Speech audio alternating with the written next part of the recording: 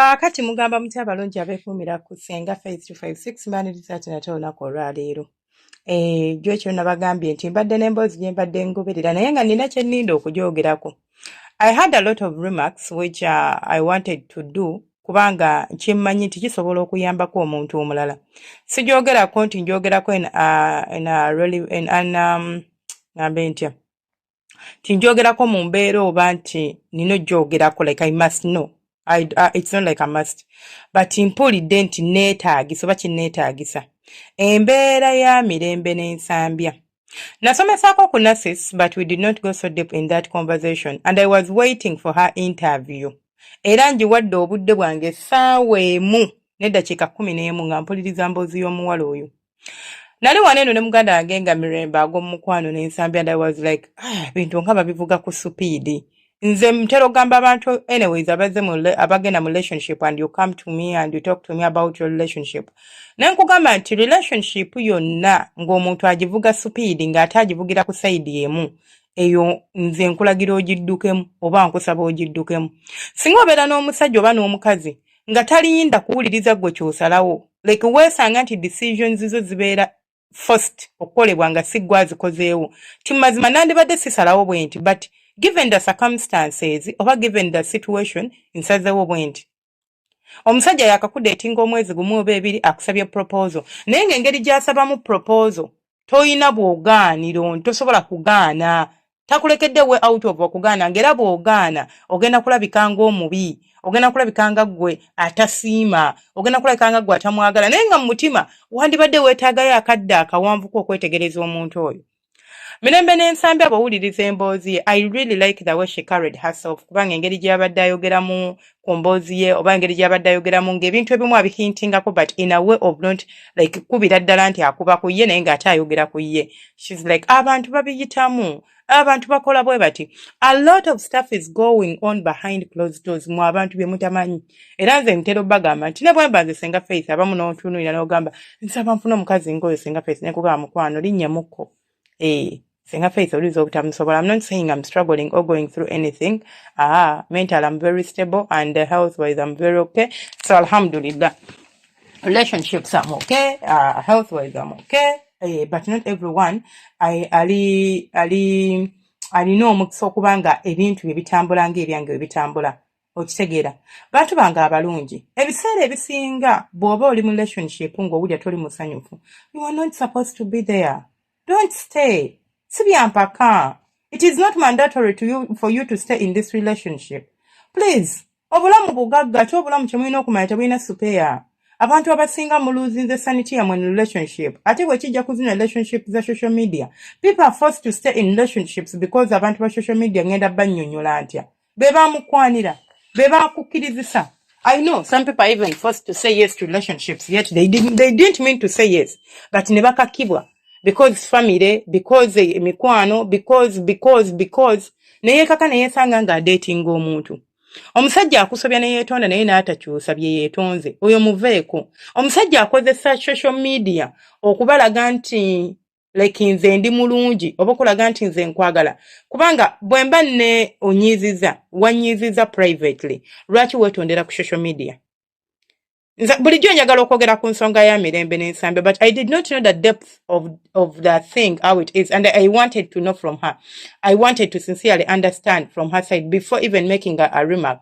Bw'oba onyiizizza mukyalawo ng'omunyiizizza mabega wa kamera, lwaki oleeta ensonga yange mu kamera ne weetonda? Omanyi kye kitegeeza? You are not leaving me way out. Oyagala ngambe nti nkusonyiye kubanga oleese ensonga zaffe mu bantu osiikinga kye tuyita public opinion. Osiikinga abantu babeereko kye boogera, abantu bankake okubeera nga nkukkiriza nti kale nkusonyiye. Nga ne kye wakoze tokyogedde. Mirembe Nsambya abadde yeetondera Mirembe for I think over months, over 2 months, over 3 months. It's been something that has been dragging on for months. Naye gwe ali awo wali wabuuzizzaako yakola ki? Mwena mbadde like we are just speculating things except me because I've not been among the people saying stuff. But tulobooza kale kanneeteekemu tulobooza abalala bagamba yayenda simanya yafunisa omuntu olubuto simanya nga bye boogera yayenda yafunisa omuntu olubuto yayenda yafunisa omuntu olubuto. According to our conversation obwenzi bulinza okuba bukooneddwako naye ate tayogedde nti yafunisa omuntu olubuto.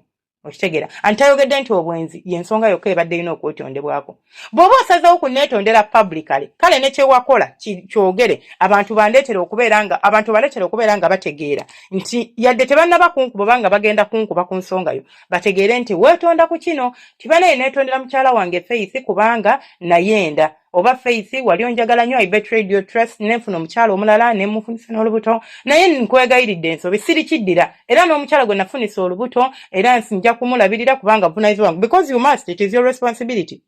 Saagala weetonde atoddeyo tandika okukuta naye mbwate mbumuwa obuyambi kyogere era nakoze bwenti ne bwenti nga bw'osazeewo okubireeta mu public byonna byanje mu public abantu babimanyi teweefuula nti nno neetondera ng'ate tobabuulidde kye wakoze kati abantu batandika okubeera nga basuubiriza bateekawo ebintuntu ndi mubi lwaki sikkiriza musajja waba neetondedde abasajja bonna they are not malayika abantu tusobya. So what if they are not malaika? Are we supposed to stay silent because someone is stepping on you?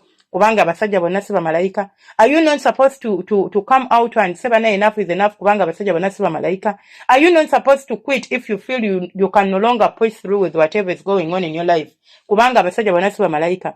And mulekerawo okubeera ne mentality erobooza nti abasajja they are entitled okutulinnyako. They are entitled okutumanyira. They are entitled okutufula ebisiimula. They are entitled okubeera nti nze nina kubeera nga mpisibwa nga bwe mpisibwa. In a normal relationship, you are supposed to be treated right. You are supposed to be respected. Your decisions are supposed to be heard. Your opinions are supposed to be heard. Nti nina okubeera nga nina opinions zange. Nina okuba nga nsobola okukola decisions zange. Nali ku live wano ne mbagamba nti nze sisaba musajja lukusa genda mu town wabula mutegeezaako. And some men were like, Senga, bichi. I have to make my own decisions. I have my own life. Nsobola omugamba nti ngenda wa maama wange. Sigenda musaba nti nsaba genda wa maama wange. Ewaka wendi siri mukomera. Tineetaaga lukusa okuvaawo. Ndi mu maka gange naawe. Ngenda kutegeezaako nti hani ngenda wa maama wange wiiki ejja. Ngenda kumalayo ennaku 4 oba 5. It is your decision to tell me or it is your call to tell me ti munnange obadde oyagala genda wa maama naye ennaku z'osabye badde neetaaga obeere ewaka olw'ensonga ABCD era nja kusigala si ng'ogenda wa tojja kugenda ndi mukomera ndi mu bufumbo ndi mukomera. So there is a way you guys understand or know things is a simanyi. You do not understand the difference between being controlled and being under someone. I can be under someone and siri controlled. Being controlled is when I do not have my own freedom. Ono mwana yogedde ku mental issues which we neglect in Uganda. And actually I really feel sorry for people going through this stuff because tewali muntu gogenda kunnyonnyola nti omusajja antulugunya nga takkuba. Naye verbal akuvuma and behind those closed doors in your bedroom akuvuma aku-insultinga aku-puttinga down togenda kubannyonnyola ne bw'aba maama wo omugambe nti maama omusajja bannanga antunya akitegeere. Omusajja akutunyanga agulira ebimuli, omusajja akutulugunyanga akuwa emmere, omusajja akutulugunyanga yakuwa amaka amalungi, yakugulira emmotoka ateekamu amafuta full tanka, akulabirira bazadde bo mbwa akutunya. But mentally you are not okay. You are about to lose your sanity because of this marriage or because of this relationship, which is being forced by public influence. Simanya bakitaba kino, simanya simanya social media in-laws, all that. Era mu abantu kyembasaba abali eyo, if you do not have a channel that is like family channel or couple channel, if it's just nti nina TikTok account yange n'omwami wange nina TikTok account yange, obulamu obw'omu tubujje ku social media bubeere eyo. Omuntu ayagala ennyo okubeera nga approvinga abantu abalala nti mutuufu ng'alemye okuprovinga nze mukazi we then oyo muveeko. You are proving to the whole world that you love me so much, but you are not proving to me. Nze ntera bagamba wano nti tokkiriza musajja kuyimbira kigamba I love you. Omusajja muleka akole byonna gwe weeyogerere nti bannanga omusajja ono anjagala. Leka actions ze ziba zoogera ekigambo I love you. Let his actions spell the word out. I love you. Not him saying nkwagala nnyo. And same applies to women. Women are manipulative. Women are liars. Women are dishonest. Women are cheaters. Same applies to men or same goes to men. Muli balimba, muli benzi, mulimba, mukumpanya, mukulupanya, mukola biki, mu manipulatinga. Byonna mubikola. You are even sadists. Being a sadist is when someone oba kwe kubeera nti omuntu anyumirwa ennaku y'abalala. You know, like Wabanga akulaba ng'olumwa, there is a way it pleases him. It pleases him, ate takikulaga, but it does ekyopala babeera buli ssaawa akulumya. Being manipulative kwe kubeera nti yasobezza naye gwe weetonda. Akuleetera okuwulira nti ensobi yabadde yo okuba nti yasobezza. Being a narcissist kwe kubeera nga ayagala ku controllinga, seeking a public sympathy oba seeking a sympathy okuva gy'oli, they do not let go of you. He's a narcissist. You don't understand all these terms. But bano bantu ab'enjawulo be tugwa nabo mu mukwano. And we mistake some things for love. Control mbogo mukwano. What is that? I don't really understand the full concept of whatever's been going on mu relationship ya Mirembe ne Nsambya, but she called it quits. She had her reasons. And then we as social media tuwe dividing ndi team Nsambya ndi team Mirembe. Bwe bali beekwana wali team ani. Nsambya yajja n'agamba nti ngenda kwana.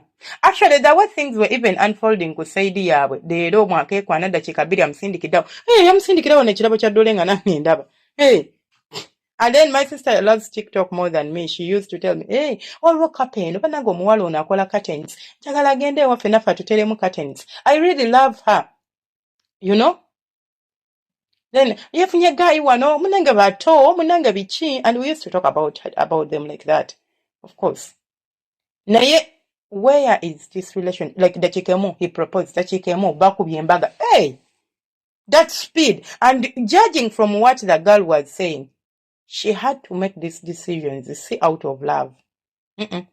Sometime out of pressure. She was pushed. She was forced. Okola decisions z'obufumbo z'ateetegekedde. She was pushed to accept proposals z'ateetegekedde because it was rushed. I'm not saying nti buli musajja ajja mu bulamu bwo ng'ali bw'atyo nti alimba olwo omusajja asobola okubeera nga ye anoonya mukyala nti njagala senga omukyala n'omumufunira n'agamba njagala tukyale tukube embaga twewase.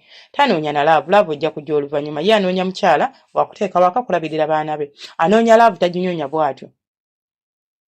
You know, you give me time to fall in love with you. You give me time to understand you. Singa Mirembe ne Nsambya beewa obudde, there would not have been a marriage that is now being cancelled or that is being sought for divorce. Or they are seeking divorce for that marriage.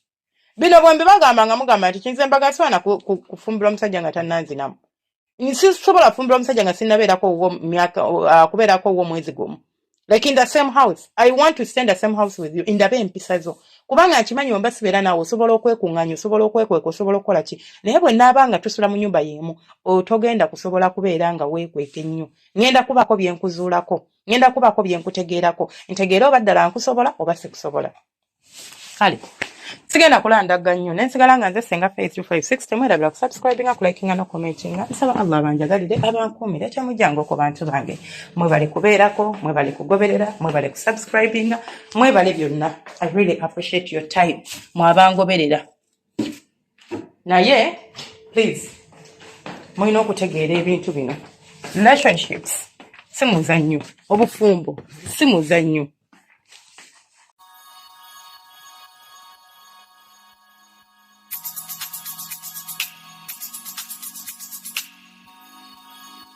Yeah.